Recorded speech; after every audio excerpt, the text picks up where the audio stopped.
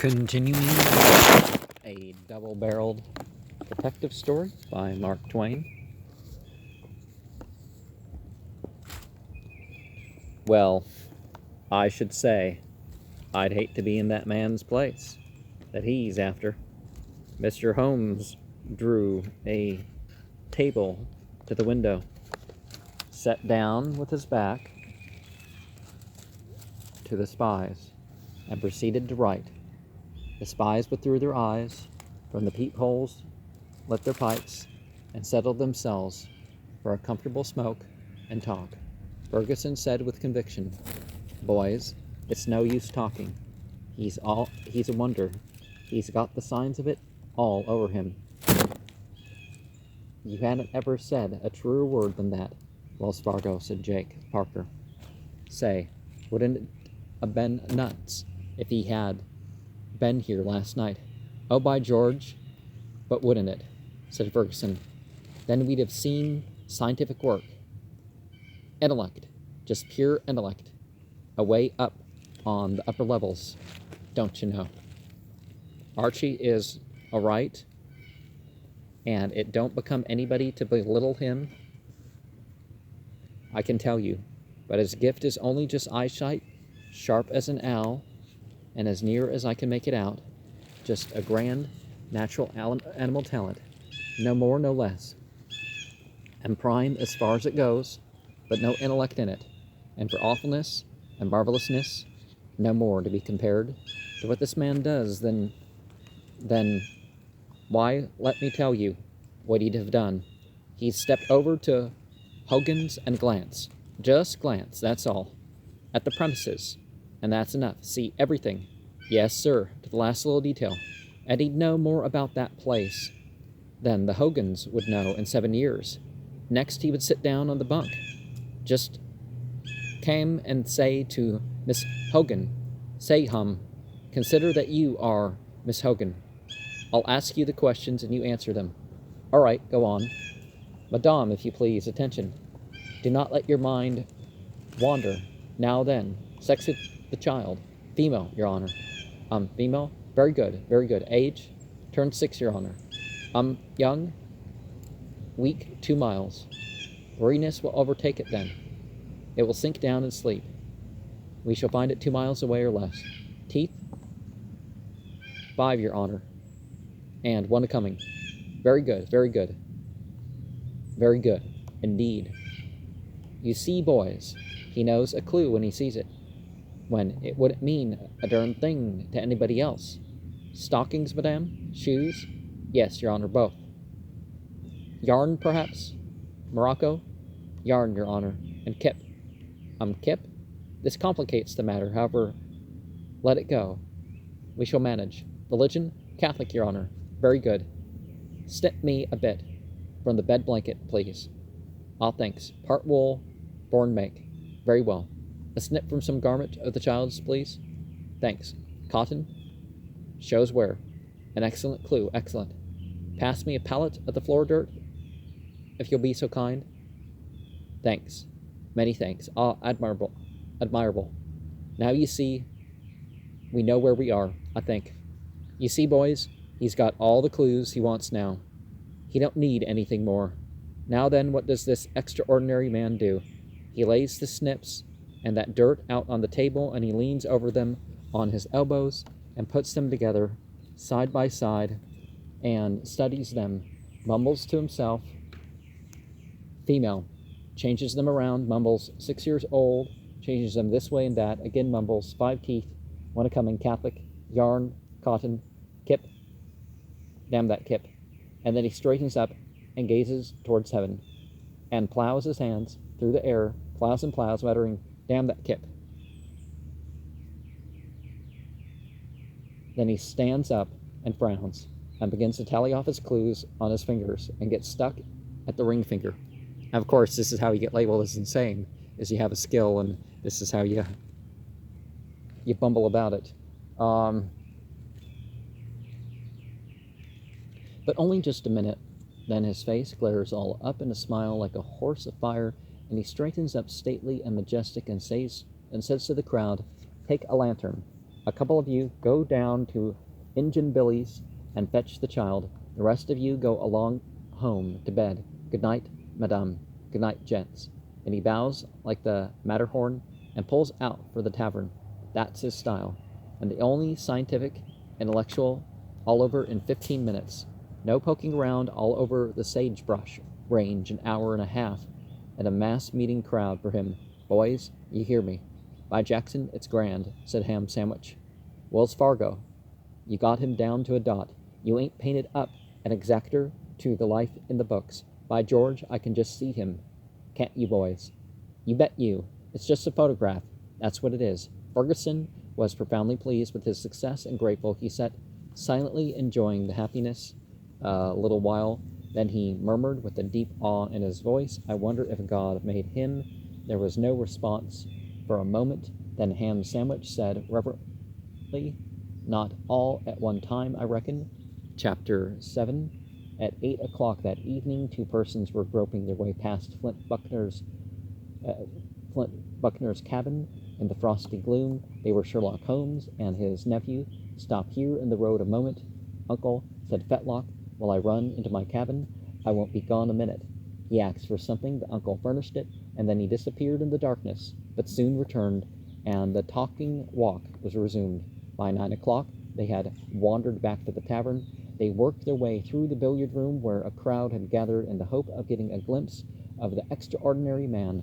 A royal cheer was raised. Mr. Holmes acknowledged the compliment with a series of courtly bows, and as he was passing out, his nephew said to the assemblage, "Uncle Sherlock's got some work to do, gentlemen. That'll keep him till 12 or 1, but he'll be down again then, or earlier if he can, and hope some of you will be left to take a drink with him. By George, he's just a duke, boys." 3 cheers for Sherlock Holmes, the greatest man that ever lived, shouted Ferguson. Hip, hip, hip. Hurrah, hurrah, hurrah. Tiger. Okay. The uproar shook the building. So heartily was the feeling the boys put into their welcome. Upstairs, the uncle approached the nephew, gently saying, "What did you get me into that engagement for? I reckon you don't want to be unpopular, do you, Uncle? Well, then you don't mind you put on any exclusiveness in a mining camp, that's all.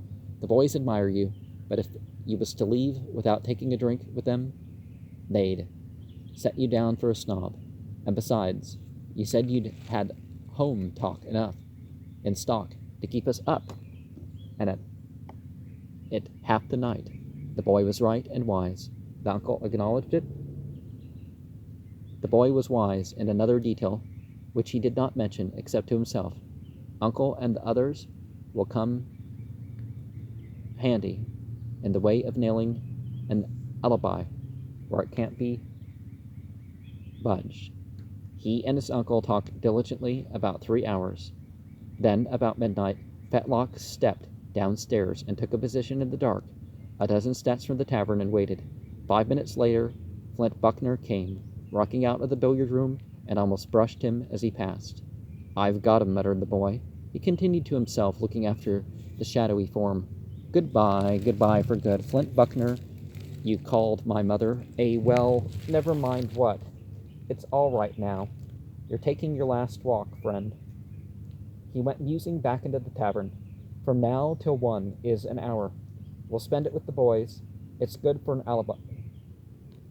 He brought Sherlock Holmes to the billiard room, which was jammed with eager and admiring miners. The guest called the drinks, and the fun began. Everybody was happy. Everybody was complimentary. The ice was soon broken, songs, anecdotes, and more drinks followed, and the pregnant minutes flew. At 6 minutes to 1, when the jollity was at its highest, boom! There was a silence instantly. The deep sound came rolling and rumbling from peak to peak up the gorge, then died down and ceased.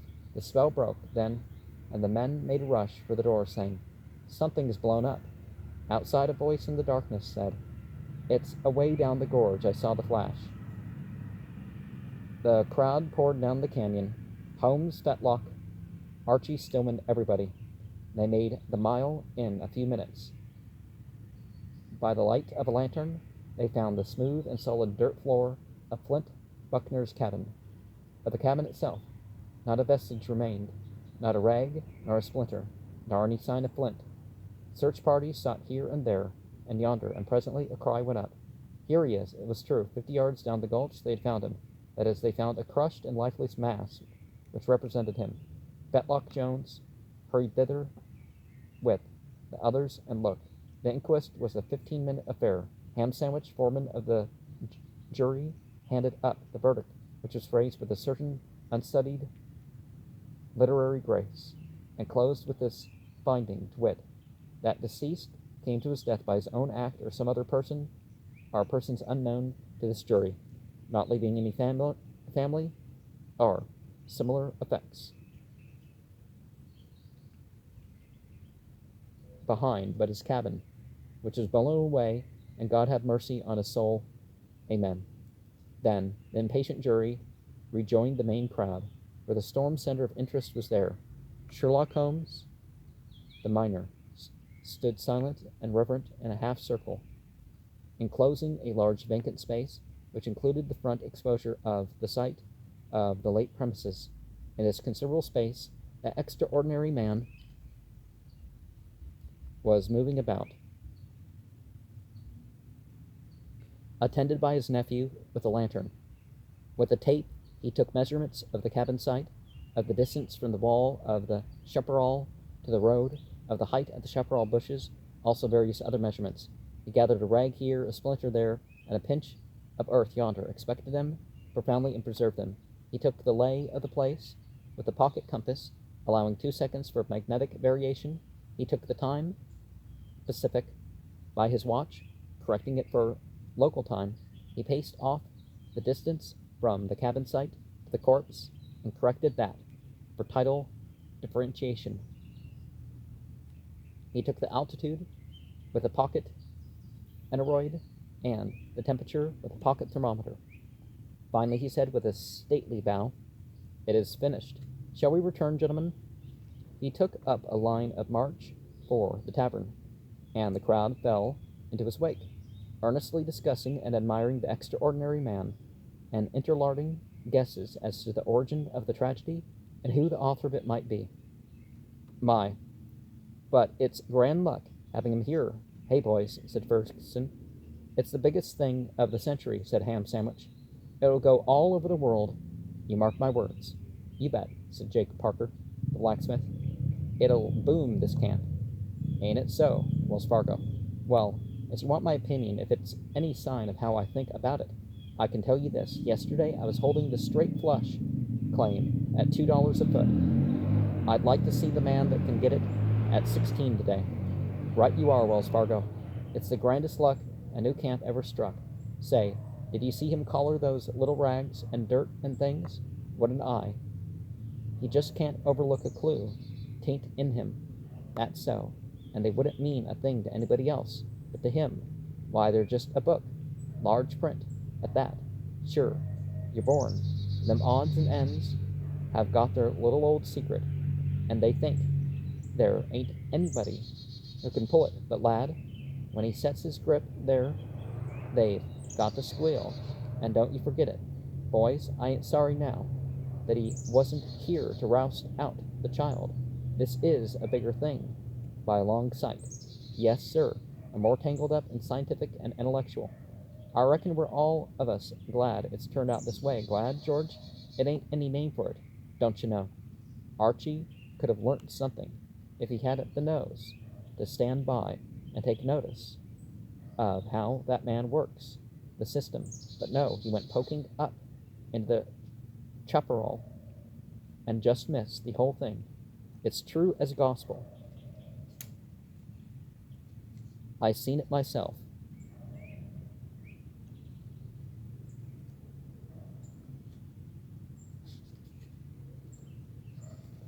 Well, Archie's young. He'll know better one of these days. Say, boys, who do you reckon done it? That was a difficult question, and brought out a world of unsatisfying conjecture. Various men were mentioned as possibilities, but one by one they were discarded as not being eligible. No one but young Hillier had been intimate with Flint Buckner. No one had really had a quarrel with him. He had affronted every man who had tried to make up to him, although not quite offensively enough to require bloodshed. There was one name that was on everybody's tongue from the start, but it was the last to get utterance. Fetlock Jones. It was Pat Riley that mentioned it. "Oh, well," the boys said, "of course. We've all thought of him because he had a million rights to kill Flint Buckner, and it was just his plain duty to do it. But all the same, there's two things we can't get around. For one thing, he hasn't got the sand, and for another, he wasn't anywhere near the place when it happened." "I know it," said Pat. "He was there in the billiard room with us when it happened." "Yes, and was there all the time for an hour before it happened." "It's so.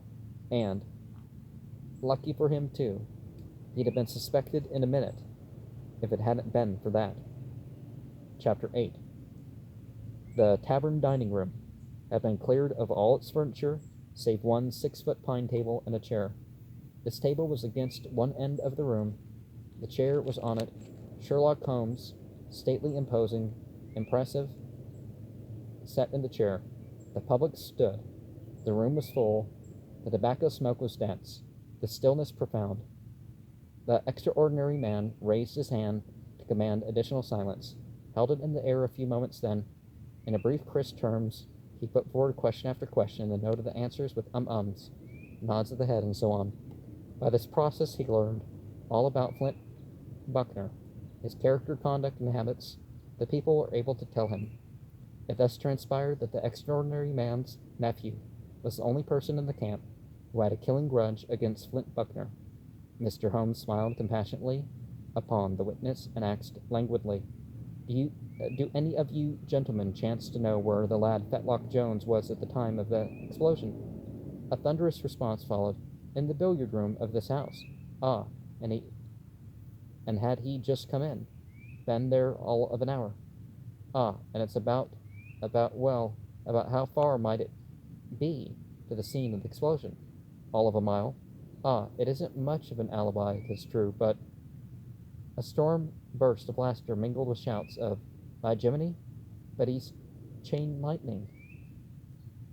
and "Ain't you sorry you spoke, Sandy?" shut off the rest of the sentence, and the crushed witness drooped his blushing face in pathetic shame. And the inquisitor resumed. "The lad Jones's somewhat distant connection with the case having been disposed of, let us now call the eye-witness of the tragedy and listen to what they have to say." He got out of his fragmentary clues and arranged them on a sheet of cardboard on his knee. The house held its breath and watched. We have the longitude and the latitude, corrected for magnetic variation, and this gives us the exact location of the tragedy. We have the altitude, the temperature, and the degree of humidity prevailing, inestimably valuable, since they enable us to estimate with precision the degree of influence which they would exercise upon the mood and disposition of the assassin at that time of night. Buzz of admiration. Muttering remark, "By George, but he's deep." He fingered his clues. Now let us ask these mute witnesses to speak to us. Here we have an empty linen shot bag. What is its message? This, that robbery was his motive, not revenge. What is its further message? This, that the assassin was an inferior intelligence, shall we say light-witted, or perhaps approaching that. How do we know this? Because a person of sound intelligence would not have proposed to rob the man Buckner, who never had much money with him, but the assassin might have been a stranger. Let the bag speak again. I take from it this article. It's a bit of silver bearing quartz. It is particular. Examine it, please. You and you and you. Now pass it back, please. There is but one lode on this coast which produces just that character and color of quartz, and that is a lode which crops out for nearly 2 miles on a stretch, and in my opinion is destined at no distant day to confer upon its locality a globe-girdling celebrity, and upon its 200 owners, riches beyond the dreams of avarice. Name that lode, please. The Consolidated Christian Science, and Mary Ann was the prompt response. A wild crash of hurrahs followed, and every man reached for its neighbor's hand and wrung it with tears in his eyes, and Wells Fargo Ferguson shouted, "The straight flush is on the lode, and up she goes to 150 a foot. You hear me." When quiet fell, Mr. Holmes resumed. "We perceive, then, that 3 facts are established, to wit, the assassin was approximately light-witted, he was not a stranger, his motive was robbery, not revenge. Let us proceed. I hold in my hand a small fragment of fuse, with the recent smell of fire upon it. What is its testimony, taken with the corroborative evidence of the courts? It reveals to us that the assassin was a minor. What does it tell us further? This gentleman, that the assassin was consummated by means of an explosive.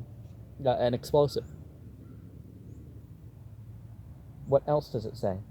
This, that the explosive was located against the side of a cabin nearest the road, the front side, for within 6 feet of that spot I found it. I hold it in my fingers, a burnt Swedish match, the kind one rubs on a safety box. I found it in the road, 622 feet from the abolished cabin. What does it say? This, that the train was fired from that point. What further does it tell us? That the assassin was left-handed. How do I know this? I should not be able to explain it to you, gentlemen. How I know it, the signs being so subtle that the long experience and deep study can enable one to detect them. But the signs are here, and they are reinforced by a fact, which you must have often noticed in the great detective narratives. That's all assassins are left-handed. Well, obviously not, but... By Jackson, that's so, said Ham Sandwich, bringing his great hand down with a resounding slap on his thighs. Blamed if I ever thought of it before. Nor I, cried several. Oh, there can't anything escape him, look at his eye. Gentlemen, distant as the murderer was from his doomed victim, he did not wholly escape injury. This fragment of wood, which I now exhibit to you, struck him. It drew blood. Wherever he is, he bears the telltale mark. I picked it up where he stood when he fired the fatal train. He looked out over the house from his high perch, and his countenance began to darken. He slowly raised his hand and pointed. There stands the assassin. For a moment the house was paralyzed with amazement. Then 20 voices burst out with, Sam Hellyer? Oh, hell no. Him? It's pure foolishness. Take care, gentlemen. Be not hasty. Observe, he has the blood mark on his brow. Hellyer turned white with fright. He was near crying. He turned this way and that, appealing to every face for help and sympathy, and held out his supplicating hands towards Holmes and began to plead. Don't, oh don't. I never did it. I give my word I never did it. The way I got this hurt on my forehead was... Arrest him, constable, cried Holmes. I will swear out the warrant. The constable moved reluctantly forward and hesitated, stopped. Hellyer broke out with another appeal. Oh, Archie, don't let them do it. It would kill Mother. You know how I got hurt. Tell them and save me, Archie. Save me. Stillman worked his way to the front and said, Yes, I'll save you. Don't be afraid. Then he said to the house, Never mind how he got the hurt. It hasn't anything to do with this case and isn't of any consequence. God bless you, Archie, for a true friend. Hurrah for Archie. Go in, boy. Play him a knockdown flush to their 2 pair and a jack. Shouted the house, pride in their home, talent, and patriotic sentiment of loyalty to it, rising suddenly in the public heart and changing the whole attitude of the situation. Young Stillman waited for the noise to cease. Then he said, I will ask Tom Jeffries to stand by that door yonder, and Constable Harris to stand by the other ones here, and not let anybody leave the room. Said and done. Go on, old man. The criminal is present, I believe. I will show him to you before long, in case I am right in my guess. Now I will tell you all about the tragedy from start to finish. The motive wasn't robbery, it was revenge. The murderer wasn't light-witted. He didn't stand 622 feet away. He didn't get hit with a piece of wood. He didn't place the explosive against the cabin. He didn't bring a shot bag with him and wasn't left-handed, with the exception of these errors.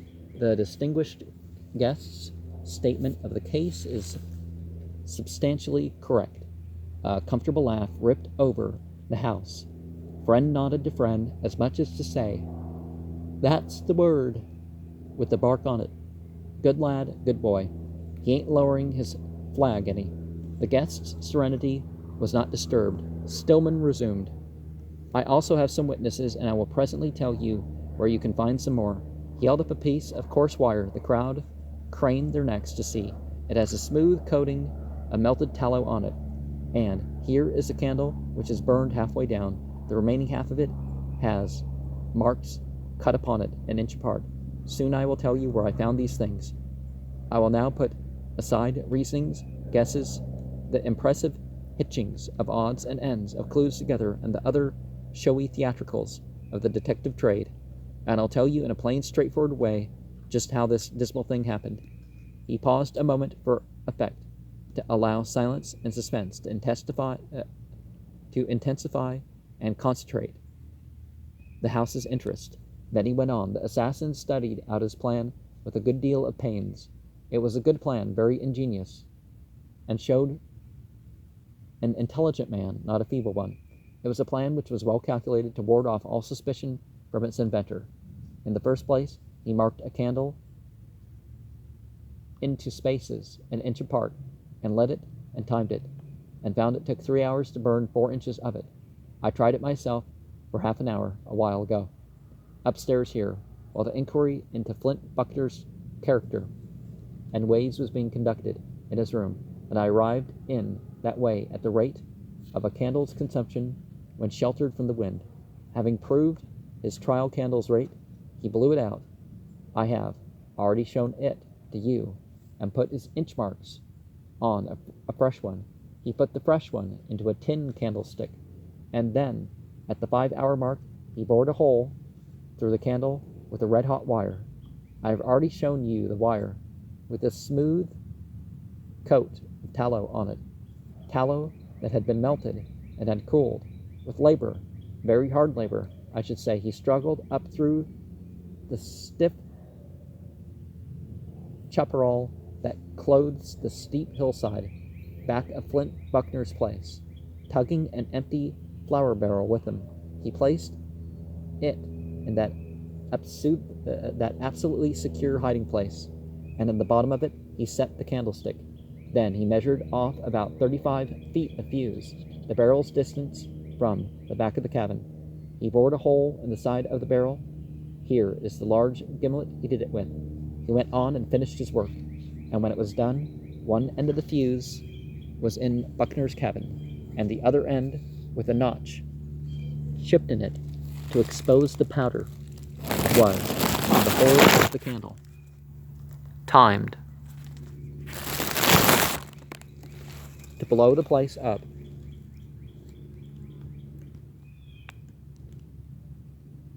At 1 o'clock in the morning, provided the candle was lit about 8 o'clock yesterday evening, which I'm betting it was, and provided there was an explosive in the cabin and connected with that end of the fuse, which I am also betting there was, though I can't prove it. Boys, the barrel is there, and the chaparral. The candle's remains are in it, in the tin stick. The burnout fuse is in the gimlet hole. The other end is down the hill where the late cabin stood.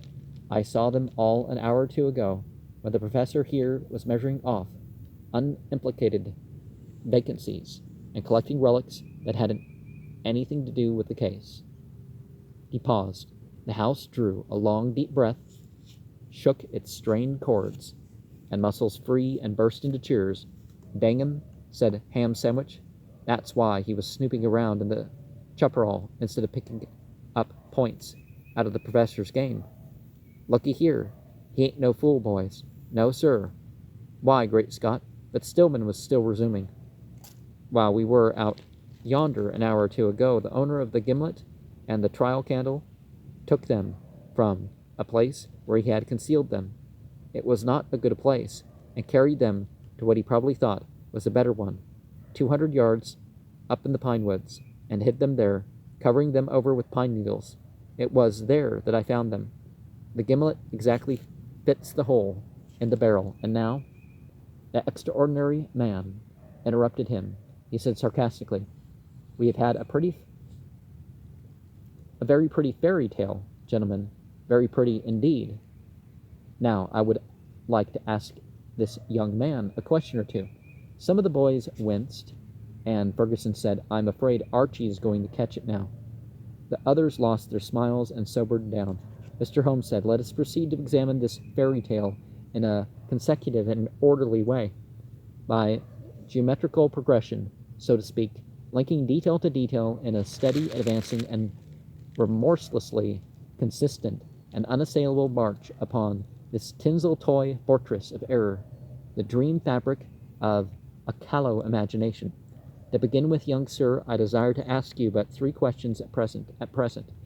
Did I understand you to say it was your opinion that the supposititious candle was lighted at about 8 o'clock yesterday evening?" "Yes, sir, about 8. "Could you say exactly 8? "Well, no, I couldn't be that exact." If a person had been passing along there just about that time, he would have been almost sure to encounter that assassin.